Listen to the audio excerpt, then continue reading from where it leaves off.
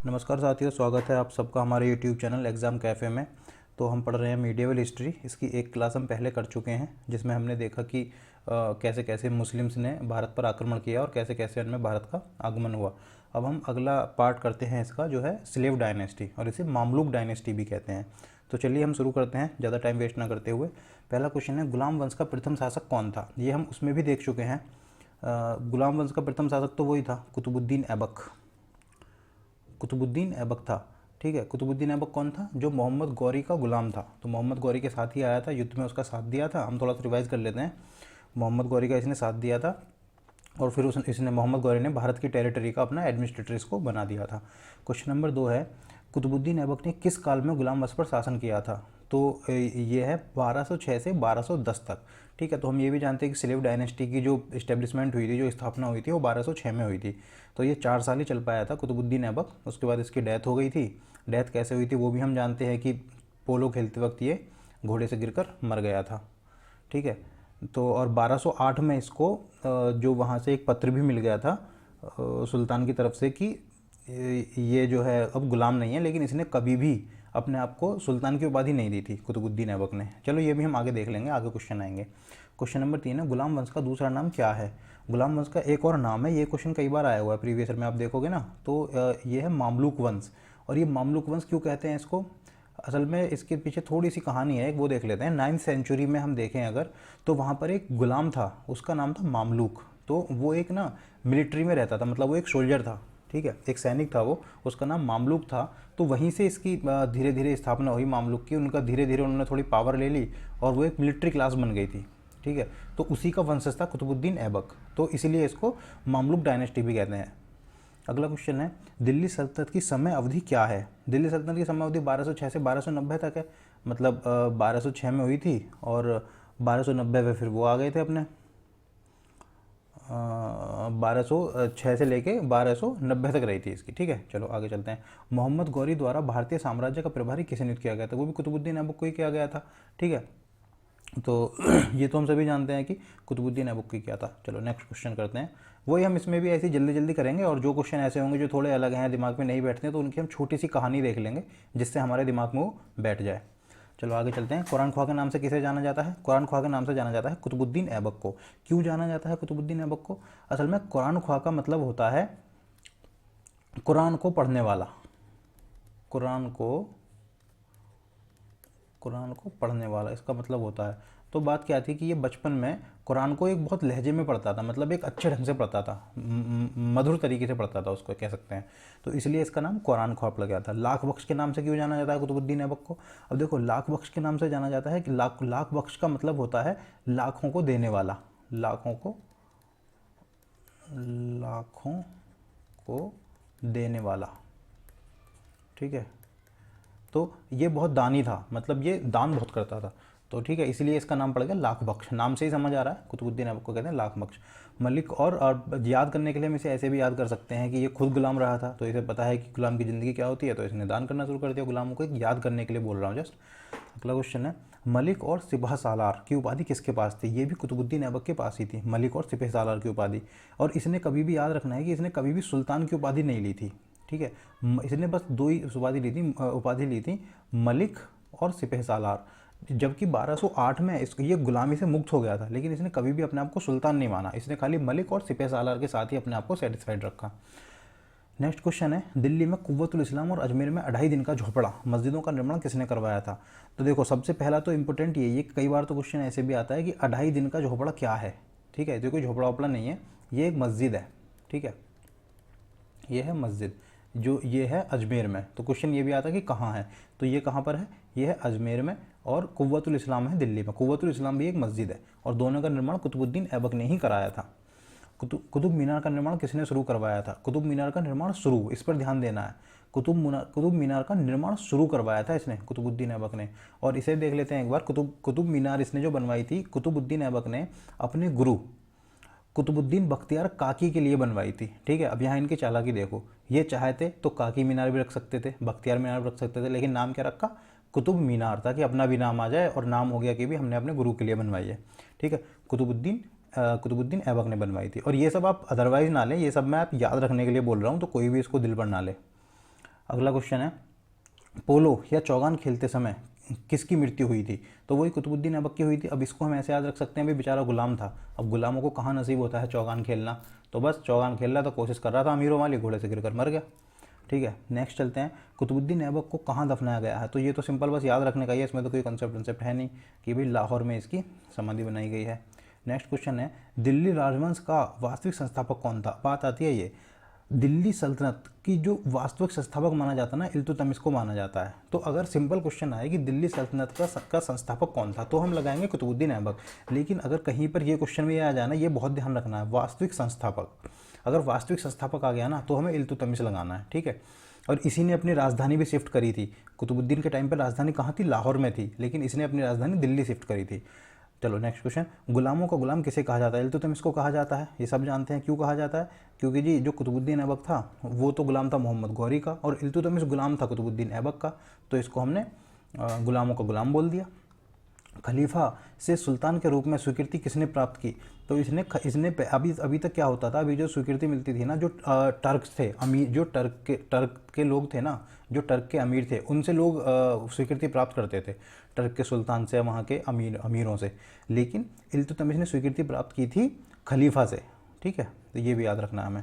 Next question है, इल्तुतमिश तुर्क की किस जनजाति से संबंधित था? ठीक है, तो ये था इल्बरी ट्राइब से, ये एक ट्राइब थी, मतलब ट्राइब को जनजाति बोलते हैं ना, तो ये एक इल्बरी ट्राइब थी। वैसे एक और क्वेश्चन आता है, वो भी इल्बरी ट्राइब से ही है, जो इल्तुतमिश था ना, और वो था एक बलबन, वो भी इल्बरी ट्राइब से था। तो ये तो ईजी है, दोनों को याद रखने, चाहे इल्तुतमिश के लिए आए चाहे बलबन के लिए आए। बलबन वाला हम आगे देख लेंगे अभी। सुल्तान बनने से पहले बदायूं का सूबेदार कौन था? सुल्तान बनने से पहले इल्तुतमिश था। असल में हुआ क्या था, जो इल्तुतमिश था ना, ये कुतुबुद्दीन ऐबक का दामाद भी था। ये दामाद था किसका? कुतुबुद्दीन ऐबक का। ठीक है, दामाद था ये। ठीक है, और ये उस टाइम पे जब उसकी मृत्यु हुई थी कुतुबुद्दीन ऐबक की, तो ये कहाँ था? ये बदायूं का सूबेदार था उस टाइम पे। अब जैसे ही उसकी मृत्यु हुई, भागा भागा आया कि भी मैं राजा बनूंगा। ठीक है, नेक्स्ट क्वेश्चन, मंगोल आक्रमणकारी चंगेज़ किस सुल्तान के शासनकाल में भारत के उत्तर पश्चिम मोर्चे से होकर आया था? तो ये भी है कि इल्तुतमिश के टाइम पे आया था। इससे एक चीज़ और है, यहाँ पर इल्तुतमिश की समझदारी बताते हैं, जो इतिहासकार हैं वो बताते हैं कि इल्तुतमिश ने चंगेज़ खान के आक्रमण से भारत को बचा लिया। कैसे?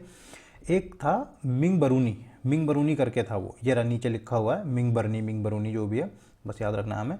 ठीक है, तो ये जो आया था ना, मिंग बरूनी आया था, चंगेज़ खान इसका पीछा कर रहा था, तो मिंग बरूनी आया इल्तुतमिश के पास कि जी हमें शरण दे दो। लेकिन इल्तुतमिश को पता था कि अगर इसे शरण दे दी तो चंगेज़ खान का आक्रमण होगा, और चंगेज़ खान का बहुत भयंकर आक्रमण करता था वो। उसके बारे में ये बताया जाता है कि उसने अपने सैनिकों को बोला था कि जिसके भाले में जितने ज़्यादा सर होंगे उसको पुरस्कार मिलेगा। ठीक है, और अगर उसके जिसके में कम होंगे तो जिस सैनिक के भाले में कम सर होंगे तो उसका सर काट के उसी भाले में पिरो देता था वो। तो इसलिए वो बहुत ज़्यादा क्रूर था, तो उसके आक्रमण से बचाया था मिंग बरनी को शरण देने से मना करने के लिए। 1-2 साल रहा था ये भारत में, लेकिन ये भाग गया था फिर मिंग बरनी, क्योंकि इल्तुतमिश ने शरण देने से मना कर दिया था। इल्तुतमिश का समय काल क्या था? वही 1210। अब जैसे ही कुतुबुद्दीन ऐबक मरा तो ये रहा 1236 तक रहा। ये 1236 के बाद आपको पता ही है रजिया सुल्तान वाला टाइम आ जाता है। चलो उस पर भी बात करेंगे अभी। नेक्स्ट क्वेश्चन देखते हैं, टंका चांदी के सिक्के और जीतल तांबे के सिक्के। तो सबसे पहली बात तो यही याद रखना है कि टंका जो थे वो कौन से थे। क्वेश्चन ऐसे भी आता है कि टंका तांबे के थे या पीतल के थे, किसके? तो टंका थे चांदी के, और जीतल किसके थे? तांबे के। अब मैंने इसको कैसे याद करा है, देखो टंका में कहीं भी तय नहीं आ रहा ना, और जीतल और तांबा, अब याद करने की मतलब आपकी अपनी ट्रिक हो सकती है, मैं बस जस्ट बता रहा हूँ कि किसी को दिमाग में रह जाए तो। तय यहाँ पर है, तय यहाँ पर है, तो जीतल और तांबा हिंदी में तो आसानी से याद हो जाएगा, भाई अंग्रेजी में अपना देख लेना। तो जीतल तांबे के थे और टंका चांदी के थे। ये किसने चलाए थे? ये चलाए थे इल्तुतमिश ने। नेक्स्ट क्वेश्चन है, और दोस्तों तेज में इसलिए चल रहा हूँ, नहीं तो फिर वीडियो बहुत लंबी हो जाती है, तो हम काम की बात करेंगे, आलतू फालतू की बात करेंगे नहीं। सिक्कों पर तंगसाल, ये होता है टंकसाल, हिंदी में तो इसको मुझे पता नहीं वैसे क्या कहते हैं। टंकसाल जो होती है ना, टंकसाल होती है जहाँ पर सिक्के हमारे मैन्युफैक्चर होते हैं। जैसे एक हैदराबाद में है टंकसाल, सब अपनी अपनी टंकसाल का नाम भी होता है, उसी सिटी के नाम पर होता है टंकसाल का नाम। तो इसने कर गया था कि टंकसाल का नाम सिक्कों पर छपवा देता था। तो ये भी किसने शुरू किया था? ये शुरू किया था इल्तुतमिश ने। ठीक है, अब नेक्स्ट चलते हैं, खलीफा से खिलात का प्रमाण पत्र किसने प्राप्त किया था?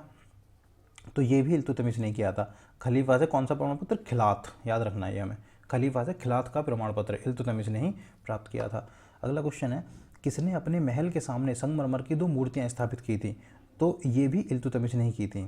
इसके बारे में बताया जाता है कि इसने अपने महल के सामने संगमरमर की 2 मूर्तियां बना दी थी और उन पर घंटी लटकाई हुई थी। ठीक है।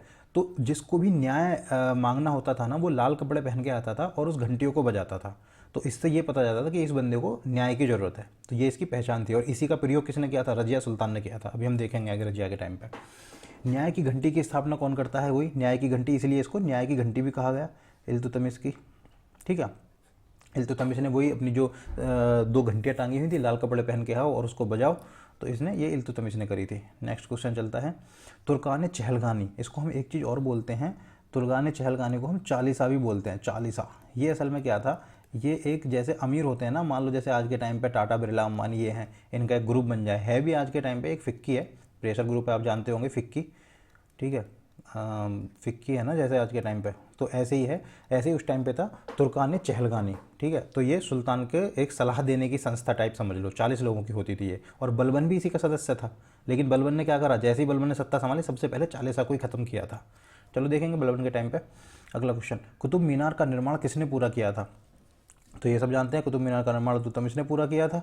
और ये भी हम जानते हैं, यहीं पे बता देते हैं चलो, कि जो फिरोज शाह तुगलक था, उसने क्या करा था कि जो उसकी चौथी मंजिल थोड़ी सी डैमेज हो गई थी, उसको उसने रिपेयर कराया और 5वीं मंजिल को ही बनाया था। तो अगर क्वेश्चन आता है कि कंप्लीट की 5th स्टोरी किसने बनाई थी, तो वो आता है फिरोज शाह तुगलक का, लेकिन पैसे पूरा किया था इल्तुतमिश ने।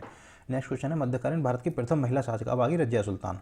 ठीक है, तो ये हम जानते हैं 1236 में जैसे इल्तुतमिश की मृत्यु हुई, ये इल्तुतमिश की बेटी थी, और ये काबिल भी ज़्यादा थी उसके बेटे से, लेकिन वही है कि महिला है, तो जो अमीर थे टर्क के, उनको ये बर्दाश्त नहीं हो रहा था।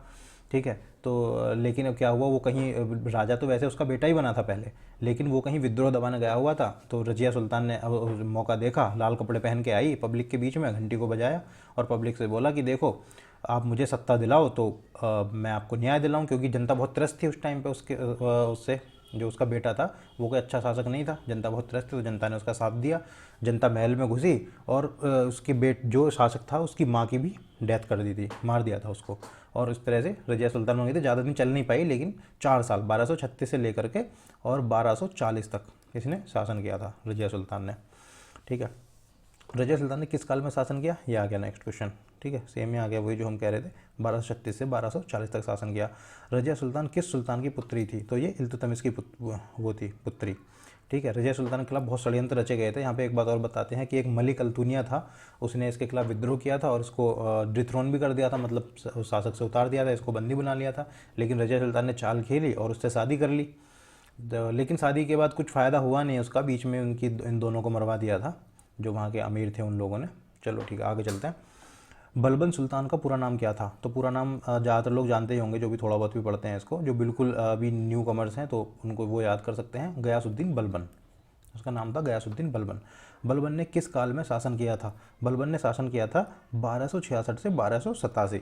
अब 1236 से 1240 तक तो रजिया सुल्तान ने किया था, उसके बाद फिर ऐसे ही धीरे धीरे चलते रहते, कोई भी बीच में कोई इतना इंपॉर्टेंट शासक नहीं आया था।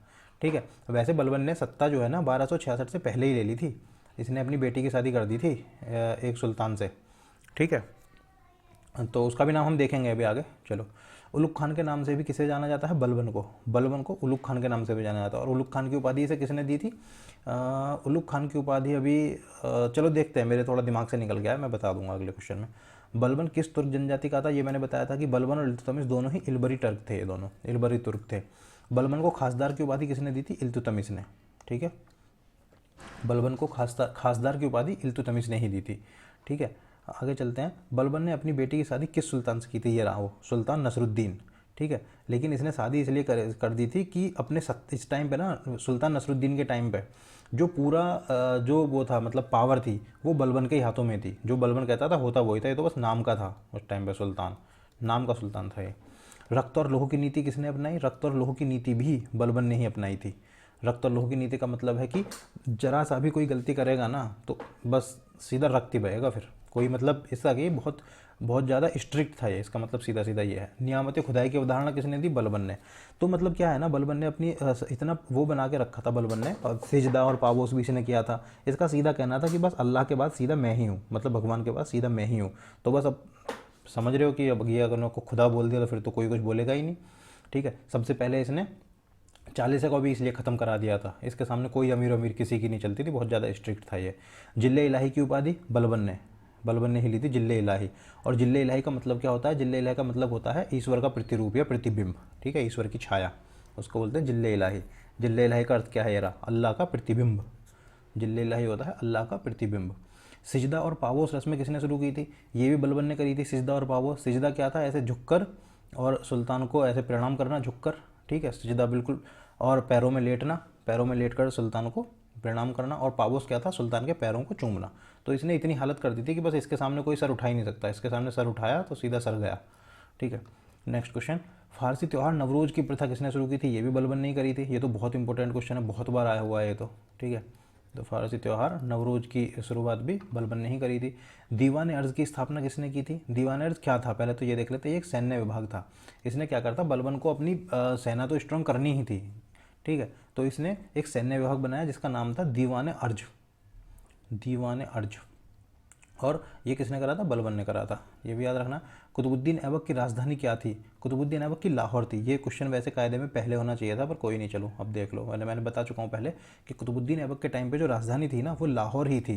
राजधानी पहली बार दिल्ली कौन लाया था? इल्तुतमिश। राजधानी को पहली बार दिल्ली किसने स्थानांतरित किया था? इल्तुतमिश ने। ये क्वेश्चन भी बहुत पूछा जाता है। क्वेश्चन नंबर 46, तुर्कान चहलगानी को किसने समाप्त किया? ये मैं बता चुका हूँ, बलबन ने किया। तुर्कान चहलगानी क्या था? एक 40 सरदारों का समूह था। 40, क्या हो गया इसको? 40 सरदारों का समूह।